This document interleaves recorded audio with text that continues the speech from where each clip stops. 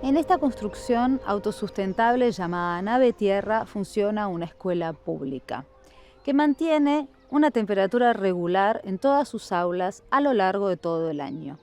Esto es por el aprovechamiento de la masa térmica y la ventilación natural y cruzada. El aire ingresa por la parte posterior del edificio, atravesando la masa de tierra que cambia su temperatura antes de ingresar a la nave. Luego circula por los ambientes y sale por los huecos habilitados para esto que se encuentran en el techo del invernadero.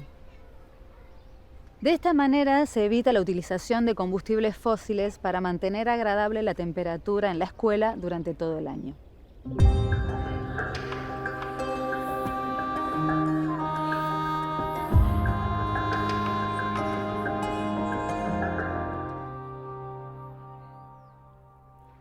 Cada año aumenta la contaminación del aire, superando los registros del año anterior. Sin medidas eficaces, los efectos serán nefastos para la vida en la Tierra. La crisis ambiental avanza a gran escala, provocando sequías, aumento de la temperatura y crecimiento del nivel del mar. Es vital saber en qué consiste la contaminación del aire y cuánto afecta a la atmósfera para poder revertirlo.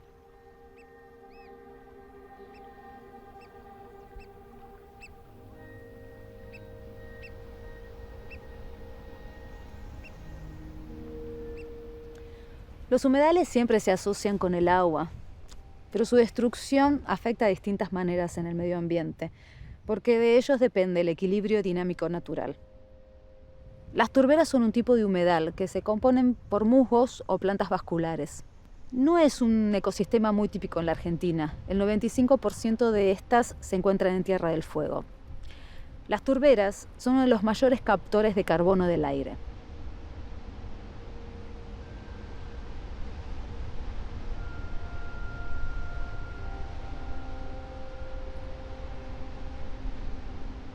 Hace aproximadamente unos 12.000 años, cuando los glaciares retrocedieron, se formaron lagos con lecho impermeable por el material arcilloso que fueron depositando los glaciares y con poca capacidad de drenaje.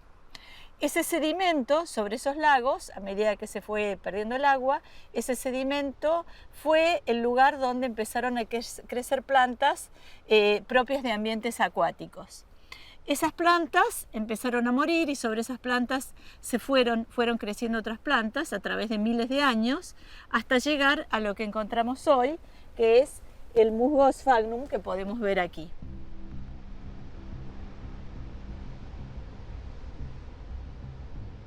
Una turbera es un humedal, por definición de Ramsar, y además es un ecosistema muy particular porque tarda en formarse miles de años. Una turbera puede tardar en formarse más de 10.000 años. Brindan muchísimas contribuciones ambientales y la más importante en este momento de crisis climática es la capacidad de absorber carbono. Las turberas absorben mucho más carbono que los bosques, por ejemplo. Por lo tanto, conservarlas significa retener debajo de la tierra muchas toneladas de dióxido de carbono que actualmente son el principal causante del cambio climático en nuestro planeta. Bueno, la turba es un medio que está permanentemente saturado y en condiciones anóxicas, es decir, sin presencia de oxígeno. Toda la materia orgánica que se fue acumulando, en realidad, no se descompone, está semidescompuesta toda esa materia orgánica que se ha ido acumulando a través del tiempo. Por eso si hacemos un sondeo podemos encontrar, por ejemplo, restos de troncos de árboles, podemos encontrar las plantas que hace miles de años existían abajo, porque esa materia no se descompone porque no hay presencia de oxígeno, no se produce la transformación de la materia orgánica. Por eso, en el proceso de fotosíntesis, cuando las plantas que están sobre la turbera capturan el carbono queda secuestrado, no se libera de nuevo. Esa es la gran diferencia con otras plantas. No se vuelve a liberar a la atmósfera, sino que queda secuestrado, almacenado en la turbera. Las turberas son grandes almacenes de carbono, por supuesto las turberas prístinas, las que no están degradadas, donde continuamente la turba va creciendo, cerca de 1 milímetro por año crece la turba, y el carbono queda secuestrado adentro. Entonces, el cambio climático de alguna manera causado por la acción antrópica, por las emanaciones de dióxido de carbono, de dióxido de nitrógeno y de lo que llamamos gases efectos invernadero o GAES. Esos gases aumentan la temperatura del planeta y por lo tanto generan desequilibrios climáticos. ¿Qué pasa cuando se drena una turbera? En el momento de drenarse la turbera se deprime el agua que existe en la turbera, dijimos que es un medio saturado, deja de ser un medio saturado, entra el oxígeno y pierde su condición natural. Entonces pierde la condición que tiene de secuestrar el carbono y libera el carbono a la atmósfera. Digamos que al conservarlas evitamos que esos gases vayan a la atmósfera y que de alguna manera contribuyan al aumento del cambio climático. Tanto como cuando se incendian los bosques, como cuando se tala un bosque o cuando se explota una turbera, todo ese gas va a la atmósfera. Por lo tanto, eso genera que aumente la concentración de ese gas en la atmósfera y ahí provoca las consecuencias del cambio climático. GPI, que es la Iniciativa Mundial de Turberas, que se creó en el año 2016, ha estimado que si bien las turberas cubren el 3% de la superficie del mundo, secuestran el doble de carbono que la biomasa forestal de todo el mundo. Y además almacenan el 30% del carbono que está almacenado en el subsuelo del planeta. Ahí podemos ver la gran importancia que tienen las turberas como almacenes de carbono. Y ahí podemos ver el problema que significa el drenaje. GPI ha calculado que el 5% de las emisiones de carbono mundiales están vinculadas al drenaje de las turberas. El drenaje de una turbera se realiza cuando se corta la turbera por algún motivo, por ejemplo para hacer uso extractivo o cuando se hace una zanja en la turbera con algún propósito de secarla. Muchos hacen una zanja y dicen vamos a secar esta turbera para poder caminar. Al hacer una zanja y cambiar las condiciones hidrológicas, se deprime el agua existente en la turbera y allí es donde entra el oxígeno y cambia la condición natural, que es la que le permite secuestrar el carbono.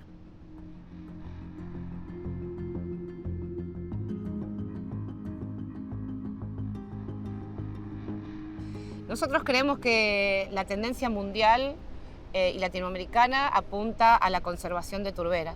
Lo que se pretende es conservar las turberas de todo el planeta. Hay turberas en Alemania, en Irlanda, en Islandia, en Finlandia, en Noruega, en Chile, en Argentina, en Nueva Zelanda, en Australia, en Kenia, en Brasil, en Venezuela, o sea, muchos países tienen turberas. En la República Argentina existen turberas en la Patagonia Austral, pero el 90% de las turberas aproximadamente está ubicada en la provincia de Tierra del Fuego.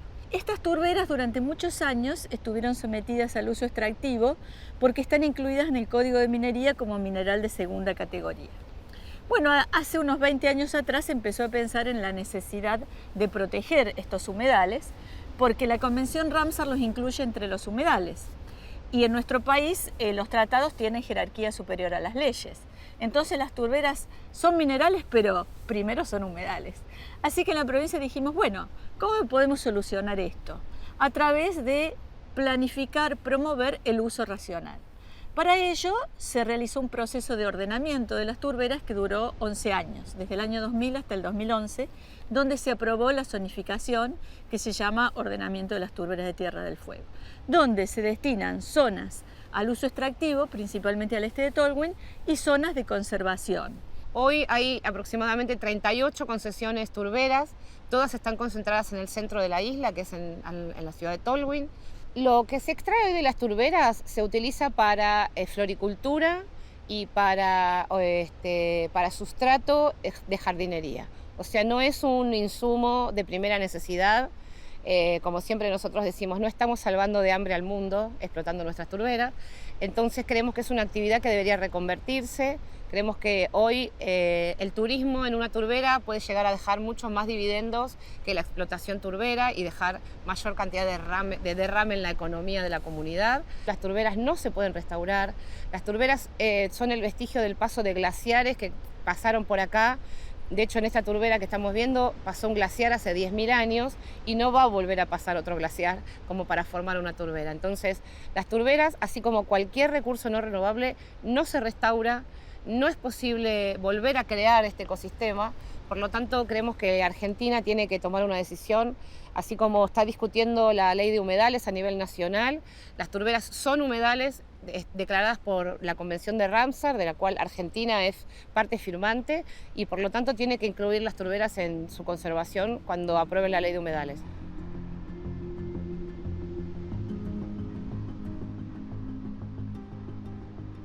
Es bueno mencionar que el uso extractivo de las turberas no es sustentable. ¿Por qué? Yo ya expliqué que al drenar una turbera, el uso extractivo implica primero el drenaje. Al drenar una turbera, la turbera pierde su condición natural, deja de crecer la turbera, deja de crecer la turba al perder esta condición natural, y entonces la turbera a corto plazo se degrada y a largo plazo desaparece como turbera. Y entendimos que sacrificarlas es muy duro, porque en un momento en que se está peleando a nivel nacional por tener una ley nacional de humedales, sacrificar los humedales característicos de nuestra provincia nos parece realmente muy triste. La turbera es el ecosistema donde uno ve agua y vegetación unidos en su máximo esplendor, en colores, en formas, en geoformas que uno puede observar en su superficie, donde se forman patrones, mesorrelieves, lagunas, una variedad y una singularidad impresionante de geoformas que hacen que las turberas de Tierra del Fuego, sobre todo las turberas de fondo de valle, son realmente maravillosas. Cualquiera que se pare a mirar el Valle Carvajal puede venir a nuestra provincia a ver el Valle Carvajal, el Valle de Tierra Mayor y el Valle aquí de Rancho Hambre y observar esta maravilla de la naturaleza donde se combina agua, bosque y vegetación única de las turberas.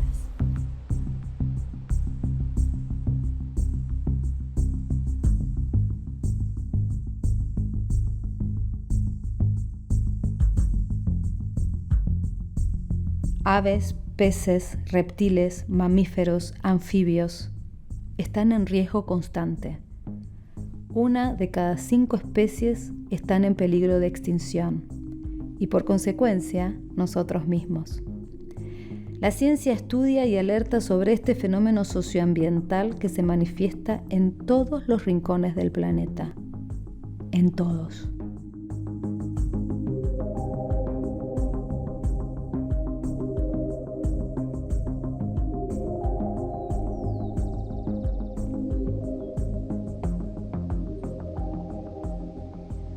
La preservación de las costas de Avellaneda y Quilmes son muy importantes porque forman parte de un corredor biológico que comprende esta zona de costa hasta Espeleta, pero después más al sur tenemos algunas reservas que ya están declaradas y están implementadas, como la de Pereira o el Parque Costero del Sur mucho más al sur, o más al norte tenemos Costanera Sur y el Predelta, el Delta del Río de la Plata. Entonces, toda esa zona lo que permite es que haya un flujo de fauna y que las poblaciones de esos individuos sean más ricos genéticamente y haya más diversidad ecológica.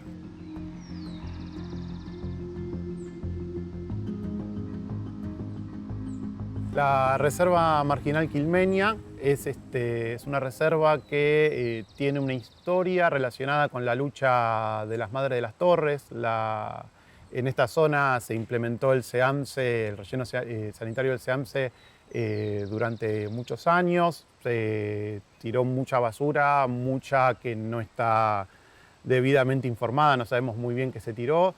En los años 2000 se empezó a llevar una serie de manifestaciones por personas que habían tenido enfermedades relacionadas con los gases que se producían en esta basura. Y se empezó una lucha ambiental en la cual se logró que se cerrara el SEAMSE y se formaran en la franja costera una reserva en Quilmes y otra reserva en Avellaneda.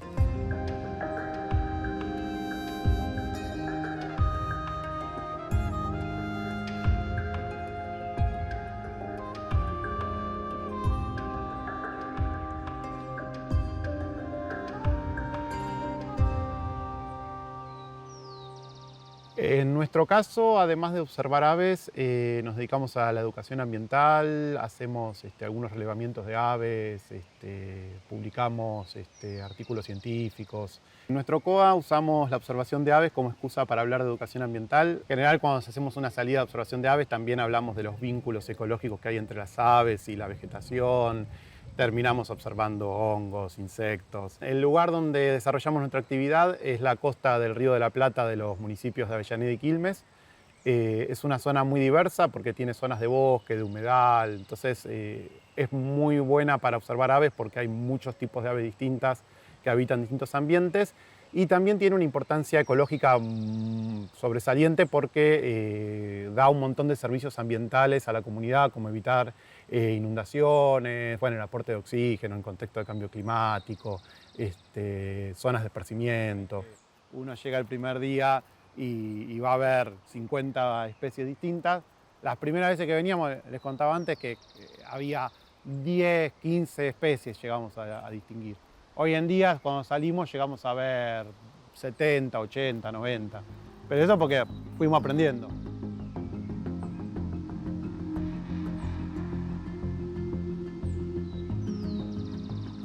Una de las maneras de ver la importancia que tiene el lugar, yo siendo de Lanús, vengo hasta Bernal, empecé a venir a Bernal porque era uno de los pocos lugares que daban con espacios verdes. En Lanús los perdimos completamente y hoy en día apenas hay plazas, muy pocas plazas, y un ambiente como este, donde por ejemplo hacer una actividad como la observación de aves, es prácticamente imposible.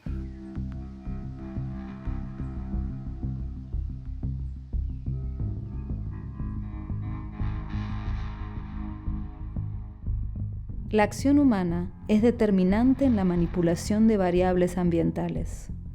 Sobreexplotación de recursos naturales, degradación del hábitat, desorden de la cadena alimentaria, calentamiento global y contaminación rompen el equilibrio perfecto natural y lo colocan en un riesgo permanente. Qué importante sería que entendiéramos que no estamos fuera de la naturaleza, sino que somos parte de ella. La contaminación trae un perjuicio para todas las especies, incluyendo la especie humana. Por un lado, la ciencia viene alertando sobre un escenario que se presenta como nocivo. Y por el otro, grupos de ambientalistas se comprometen en la protección de la biodiversidad. Desde agrupaciones ambientales con alcance planetario hasta pequeños grupos de vecinos se comprometen con el cuidado del ambiente. Es una forma de cuidarnos y de entender que somos uno.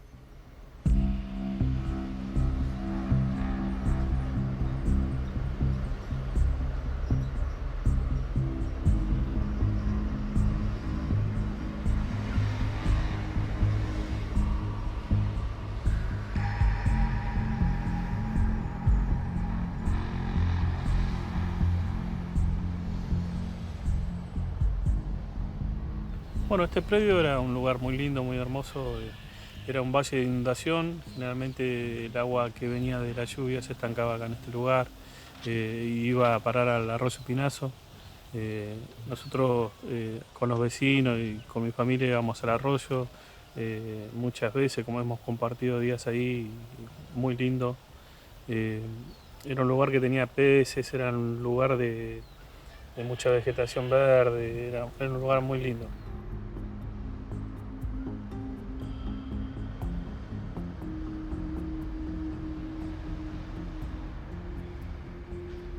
Todo este lugar, antes que se instale el basural, era un espacio verde donde venían los chicos a jugar. Yo llevaba a mis hijos al arroyo a pescar y una vez encontramos una tortuga, mi hijo la sacó de ahí, estaba súper contento, era un lugar re lindo donde los chicos podían jugar y todas esas cosas, y ahora lamentablemente nada. Sin embargo, hoy bueno, es un depósito de basura que la verdad que no solamente nos afecta la basura, sino que también hace que se inunde el barrio porque el nivel del suelo del basural está muy alto y hace que sea como una palangana y se inunde el barrio. Bueno, un basural a cielo abierto es la disposición o la acumulación indiscriminada de residuos, ¿sí?, que provienen de diferentes actividades en un punto específico, ¿no?, en el territorio. puede tener diferentes dimensiones, pero básicamente se trata de eso, y esta acumulación indiscriminada es sin ningún tipo de control, ¿no? No se controlan las emisiones, no se controlan lo que está pasando con la contaminación en el suelo y demás.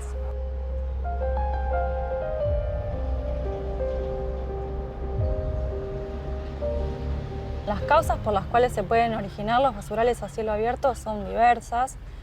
Para mencionar algunas, principalmente podemos estar hablando de un tema económico, porque en general acá en la Argentina los municipios son los que se tienen que hacer responsables de la disposición de los residuos, esto es, llevarlos al relleno sanitario y pagar por la disposición por cada kilo de residuo que allí se dispone.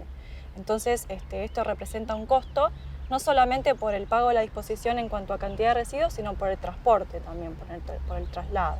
El relleno sanitario, a diferencia de un basural a cielo abierto, lo que tiene es que se toman las medidas de seguridad para evitar justamente la contaminación. Por un lado, se colocan membranas de impermeabilización para separar, digamos, los residuos del suelo y así evitar la contaminación del suelo, pero además de ello, la basura se tritura para disminuir el volumen, se va mezclando con capas de suelo, pero además consiste, digamos, en la construcción, en lo que es una red de tuberías o cañerías que van recolectando, por un lado, los líquidos lixiviados para ser tratados en otro espacio y por otro lado también la recolección de los gases que se van emitiendo, productos de la descomposición de la fracción que se puede degradar. Los basurales a cielo abierto se terminan ubicando en las zonas de periferia o en las márgenes de los municipios, en general en zonas que son los límites con otros municipios. Esto genera conflictos también, justamente por ser zonas de límite y zonas marginales. También entran algunos otros actores que pueden tener un rol importante, como por ejemplo los carreros, que son personas particulares que recolectan la basura en aquellos espacios en donde la recolección formal no está llegando, que terminan arrojando en el basural la basura que ellos recolectan. También en algunos casos puede haber una influencia de lo que son las empresas o las industrias que también para abaratar costos terminan aportando sus residuos en estos espacios. Y es muy difícil vivir enfrente del basural. Primero por los olores, los humos, a veces yo tengo que cerrar puertas, ventanas, ni así tampoco porque también se filtra el humo por abajo de las puertas, no se puede respirar, los olores porque tiran animales muertos, o sea, tiran de todo. Y con el humo, vos fíjate que lavas la ropa, la colgás, la tenés que levantar, entrarla, cuando pasa el humo sacarla, colgarla otra vez de vuelta, y si no lavarla, porque a veces viene todo el humo muchísimo y se impregna todo en la ropa, así que tenés que hacer el trabajo otra vez de vuelta. Y vivir cerca de un basural, la verdad que es bastante problemático, porque nos afectan en distintos niveles y en muchas cosas, como por ejemplo la tierra, el aire y el agua, haciendo más hincapié en el humo, sobre todo los días que hay muchas quemas, la verdad que a veces se ven columnas de humo negro, la verdad que son muy contaminantes, que también tenemos que andar durmiendo con las ventanas cerradas. Entre los impactos que podemos mencionar tenemos a posible contaminación del suelo, porque como sabemos, una fracción de los residuos se puede descomponer, se puede degradar. Esto genera, por un lado, líquidos lixiviados que pueden percolar o infiltrar hacia el suelo, pudiendo llegar a la napa o no, dependiendo de las condiciones de la altura o la profundidad en la que esté la napa, por ejemplo. Y por otro lado, también, como parte de este proceso de descomposición, se producen emisiones de gases. Estos gases contaminan el aire, ¿sí? Por un lado, o sea, dependiendo de las condiciones en las que se dan estos procesos de descomposición, podemos estar hablando fundamentalmente de dióxido de carbono o de gas metano o de algunos óxidos, dependiendo del residuo que tengamos, porque estamos hablando de mezclas de residuos que no conocemos su origen, digamos.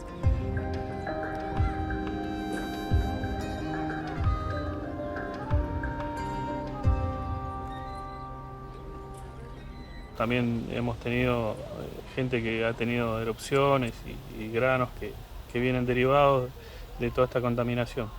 Hay diversas enfermedades que pueden estar vinculadas con las personas que viven sobre todo cerca de los basurales, fundamentalmente aquellas de tipo respiratorio, por inhalar los vapores que surgen de estos gases. Un proceso común que se da habitualmente asociado a la presencia de basurales es la incineración o la quema, ¿sí? Originada por distintos actores, pero esto representa un crecimiento en el peligro o en la contaminación. ¿Por qué? Porque muchas veces ocurre que el residuo que estamos quemando genera emisiones de compuestos que terminan siendo más tóxicos de lo que estábamos quemando originalmente.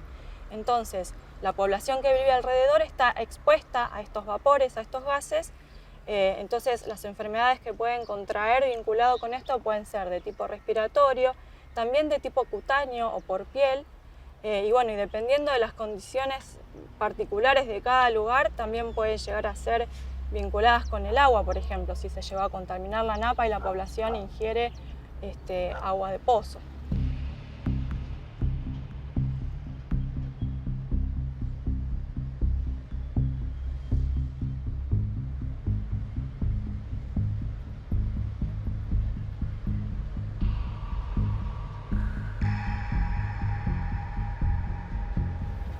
Bueno, Vecinos Unidos es un grupo de gente que se empezó a organizar justamente por ver este problema tan grande que es el del basural. Nos basamos en reunirnos y empezar a tirar ideas como para resolver o tratar de aminorar o visibilizar el problema que tenemos tan grande. Así que hablé con uno de la máquina, que estaban acá los del basural, le pedí que si me podían hacer un espacio, si me podían correr la tierra y la basura. Me dijeron que sí. Y bueno, con mi marido, con mi familia, empezamos a limpiar, a sacar toda la basura, a limpiarlo de a poco y comprar los juegos, ponerlos de a poquito, armar con ruedas también, para que ellos tengan para jugar. El mantenimiento, lo hacemos entre todos, la familia, vecinos también a veces, pero casi siempre la familia. Mi hermano corta el pasto, arreglamos algunos juegos cuando podemos.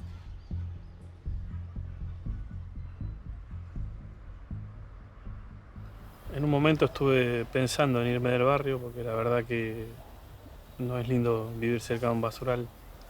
Pero la verdad es que yo tengo toda mi familia acá en el basural y soy un tipo muy de familia y justamente en ese tiempo era cuando estaba por nacer mi hija y me gustaría que mi hija se críe cerca de los abuelos más que nada. Entonces por ese motivo decidí quedarme en el barrio y empezar a pelear para que esto cambie. Me gustaría que el basural lo cierren, que hagan un espacio verde, como era antes, pero por ahí un poco mejor, con un corredor, algo saludable para los chicos, que hay muchos chicos y la verdad que estaría muy bueno eso, en vez de toda la contaminación que hay ahora.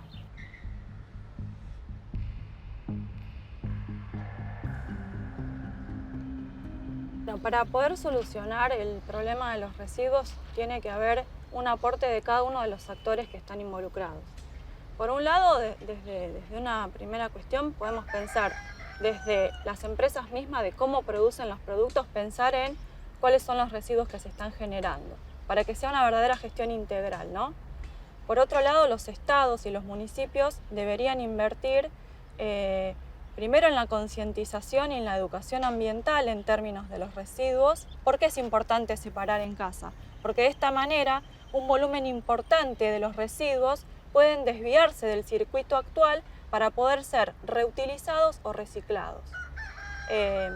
Y por otro lado, desde los municipios se debería invertir en lo que es la recolección diferenciada, ¿no? Para que esto, digamos, pueda tener una continuidad y efectivamente se pueda dar ese desvío del circuito formal. Porque si yo separo en casa, pero después el camión no recolecta de manera separada, todo termina en el mismo lugar. Además contamos ahora con la ley Yolanda, en donde lo que se está proponiendo es que los políticos tengan una formación ambiental, pero por supuesto algo ya pensado a mediano y a largo plazo tiene que ser indiscutidamente la inversión en una educación ambiental desde edades tempranas, ¿no? Y de manera sostenida en el tiempo. Esto es fundamental también para empezar a cambiar la mentalidad y empezar a ver que esto de los residuos tiene un impacto importante.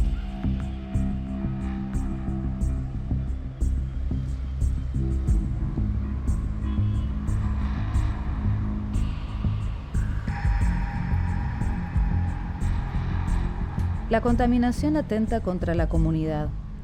La sociedad no debiera soportar los elevados costos de esta contaminación, ya que tienen impacto negativo sobre la economía, la productividad laboral, los costos de atención sanitaria y el turismo. Intervenir en el control de la contaminación es un beneficio para toda la humanidad.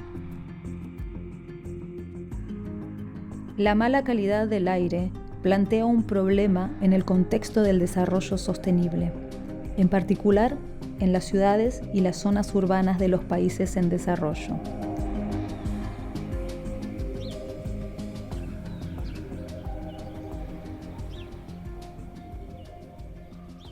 Nos encontramos en Colonia Santa Ana, en el departamento Uruguay de la provincia de Entre Ríos, frente a una de las tantas escuelas fumigadas. Esta escuela rural en su momento sufrió fumigaciones al grado de que una de las docentes participó de un estudio llevado adelante por la Universidad Nacional de La Plata y en su sangre se encontraron agroquímicos, en este caso el insecticida clorpirifos. En 2010 se fumigó con una avioneta sobre este mismo campo. Eran las 2 de la tarde y salíamos al recreo y vimos que en el campo que podemos ver acá enfrente estaba una máquina fumigando, entonces el viento estaba para el lado de la escuela, empezamos a sentir, además del olor muy fuerte, una especie de ácido que caía en la piel.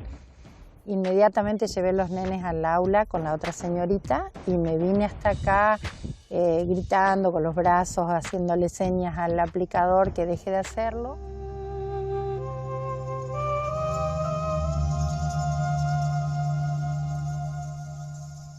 Los agrotóxicos son los productos químicos utilizados en la agricultura para combatir plagas.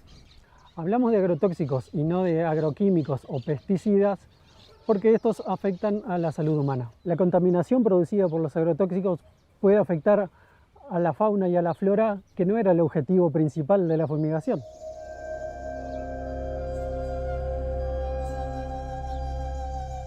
Los estudios internacionales han encontrado una relación directa entre las fumigaciones y malformaciones congénitas, casos de cáncer, afectaciones al genoma humano, o sea, afectaciones a los cromosomas.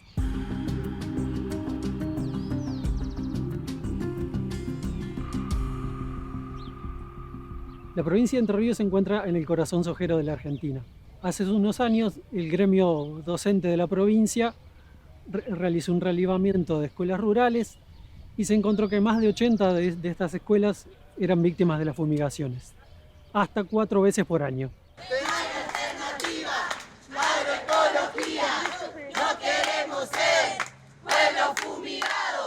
Los chicos dijeron lo que vieron. Vieron un avión que estaba fumigando y que ellos sintieron dolores de panza, que sintieron mareos, que sintieron retorcijones de pancita, que les dolían los ojitos y eso. Empezar a luchar desde ahora por la agroecología, por un modelo de producción que diga basta a los agroquímicos y que nos dejen de envenenar. Cuadros muy reiterados de afecciones respiratorias, de afecciones en la piel y descomposturas ahí repentinas que no entendíamos por qué estaba pasando. Cuando empezamos a investigar y a leer sobre qué era lo que producían estos agroquímicos, entonces empezamos a relacionar una cosa con la otra.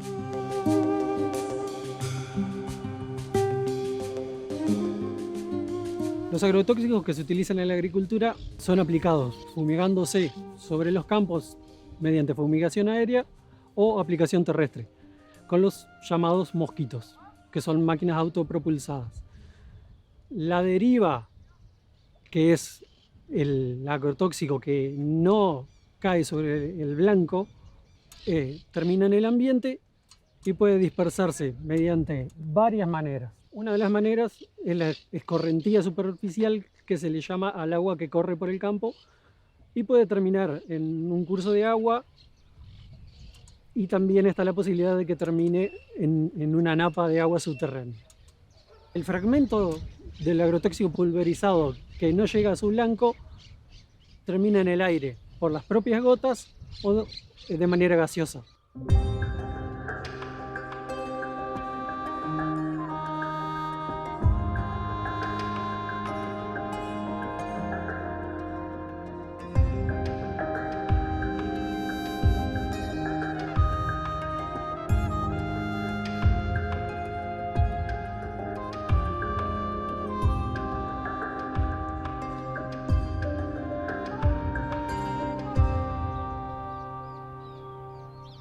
Tenemos que entender que las aplicaciones indiscriminadas de agrotóxicos son un problema de salud pública y tomar medidas al respecto. La Ley General del Ambiente, en su artículo 4, nos habla del principio precautorio, o sea, tomar medidas antes de llegar a una afectación más grave en la salud humana.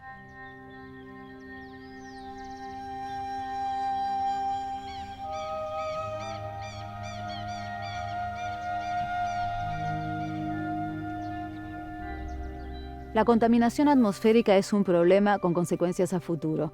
El número de muertes ocasionadas por la contaminación del aire en espacios abiertos va a incrementarse más del 50% antes del 2050. Los problemas sanitarios que ocasiona la contaminación del aire son profundos y el daño en la salud de los pueblos irreversible.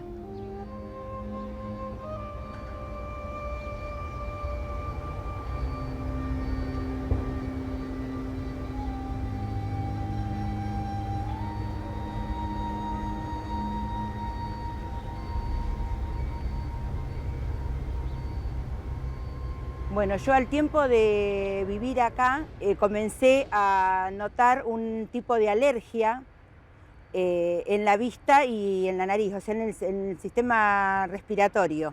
No solamente afecta eso en mi salud, sino también la parte psicológica, por estar viviendo como en la punta de un volcán, que en cualquier momento va a explotar. No podés disfrutar un día al aire libre porque está continuamente el sonido de las empresas tallándonos el cerebro.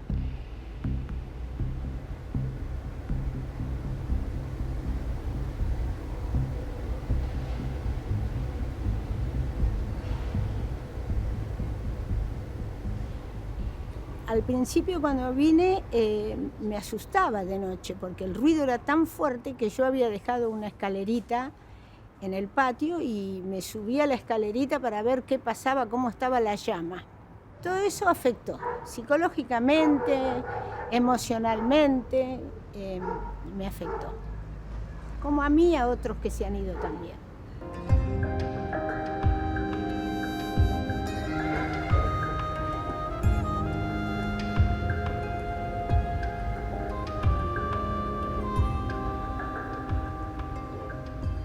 Bueno, este polo petroquímico es el más grande de Argentina. El proyecto de creación de este complejo industrial emergió hacia la década de los 70, entrando en funcionamiento entre el año 81-86 y posteriormente durante los años 90 este complejo atravesó una gran transformación que implicó su total privatización en manos de grandes corporaciones transnacionales. Y en ese sentido, implicó una extranjerización de este complejo y al mismo tiempo un momento en el cual el volumen de producción se amplió enormemente. Estas empresas, en términos de lo que hace a su proceso de producción, tienen la característica de que justamente implica la apropiación de un conjunto de bienes comunes de la naturaleza, pero también otros bienes comunes que podemos pensar como bienes comunes de la ciudad, en términos de que para desarrollar su proceso productivo consumen intensivamente, por ejemplo, el agua y el gas principalmente, pero al mismo tiempo generan una contaminación en términos de diferentes emisiones, tanto gaseosas al aire como también de fluentes sobre el estuario de Bahía Blanca, y también una ocupación territorial más vasta que implica la apropiación de determinados espacios urbanos e infraestructuras urbanas. Nos dormimos con la incertidumbre de saber o pensar si mañana voy a estar viva, si mis hijos van a estar bien, mis nietos que viven acá también en Ingeniero White. Ese es el miedo que tenemos y el miedo que tiene mucha gente de White. Lástima que no todos lo manifestaron en su momento, cuando comenzaron los reclamos allá por el 20 de agosto de 2000, con el escape de cloro, comenzamos a hacer los piquetes. Me acuerdo, los chicos eran chiquitos, hoy ya son hombres los que nos acompañaban, pero no sirvió de mucho, ya que se siguieron instalando empresas y empresas tras empresas, cada vez más contaminación, más ruido, más olores. Me fui por una situación muy fea que nos tocó vivir a todos los huitenses, que fue el escape de cloro, que hizo que nos pusiésemos a pensar qué estábamos haciendo acá y qué nos podía pasar. Bueno, el 20 de agosto de 2000 era el cumpleaños número 1 de mi nieto. Mi marido se levanta y va por la avenida San Martín, Paraguay, para el centro, y mira por el espejito y ve una nube naranja y amarilla. Faltaban algunos minutos para las 10 de la mañana. Era el domingo 20 de agosto del año 2000, cuando una espesa nube, color amarilla, despertó los peores temores entre los vecinos de Ingeniero White. El escape en la planta de Solvay Indupa se produjo por una rotura en un caño que conectaba las celdas donde se elaboraba el cloro con la planta de monómeros vinílicos. Según informaron las autoridades de la empresa, la pérdida fue controlada en 5 minutos. Sin embargo, las altas concentraciones de cloro que escaparon siguieron saliendo hacia la atmósfera durante unas 2 horas.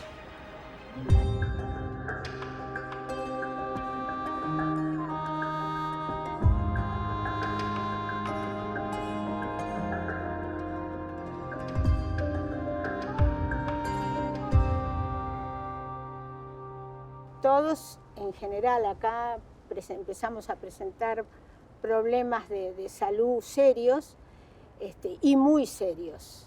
Los serios serían los bronquios, la piel, y los muy serios ya pasamos a las enfermedades graves.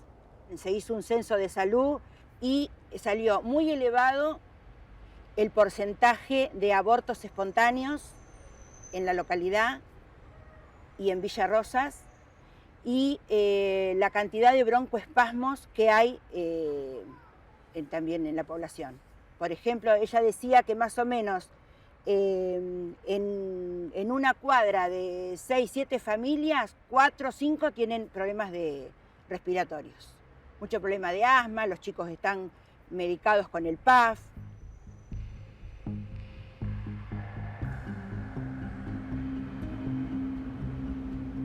Estas empresas utilizan incesablemente a la atmósfera como un sumidero petroquímico, en términos de que arrojan las 24 horas de los 365 días del año gases y también ruidos, luminiscencias y diferentes humos, que eso tiene un conjunto de impactos y consecuencias, tanto sobre el territorio más cercano como en términos más generales, digamos, también de Bahía Blanca en su conjunto. Acá en Ingeniero White esos impactos adquieren un carácter como más territorializado, en términos de que acá, en esta área, en esta zona urbana más cercana, es donde esos olores, esos humos, esos ruidos se pueden ver, escuchar, oler, y que en ese sentido todo eso constituye una fuente de sufrimiento ambiental cotidiano para la gente que vive acá. Sí hay una realidad que es la que vemos, la que oímos y la que nos cuentan los propios vecinos, y que ese impacto sobre la salud ahí ya no se reduciría a Ingeniero White, sino que tendría que ver más con todos los habitantes de Bahía Blanca.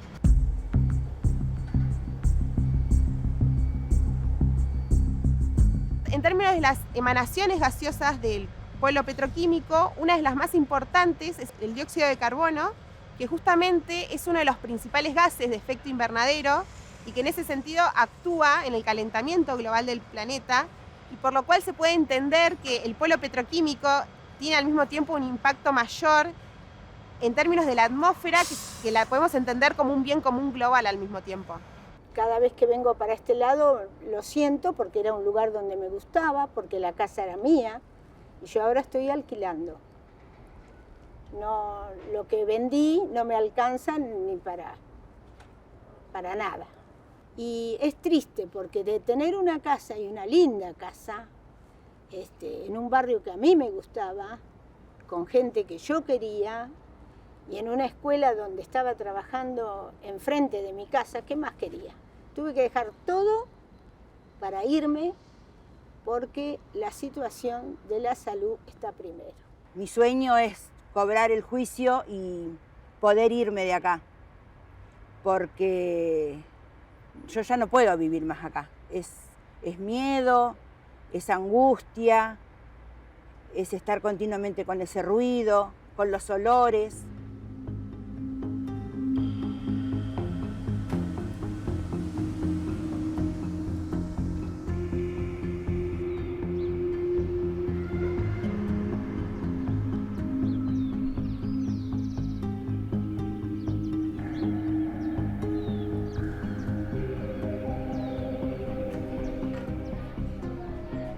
Con elementos que contaminan se pueden hacer muchas cosas, como por ejemplo una escuela.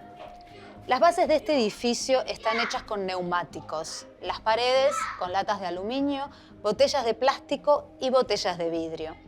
Elementos que pueblan los basurales y que contaminan barrios enteros, transformados en aliados para una vida mejor. Una escuela que se construye con residuos convertidos en recursos.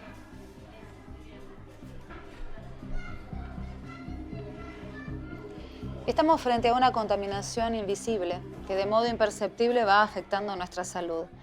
Peor aún es cuando se convive con la degradación ambiental.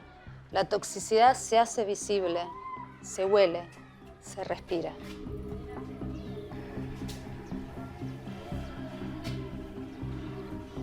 La crisis socioambiental debe ser visibilizada. Siempre hay algo que podemos hacer para mejorar esta situación. Pero antes hay que tomar conciencia, informarnos. Revertir esta situación es nuestra tarea.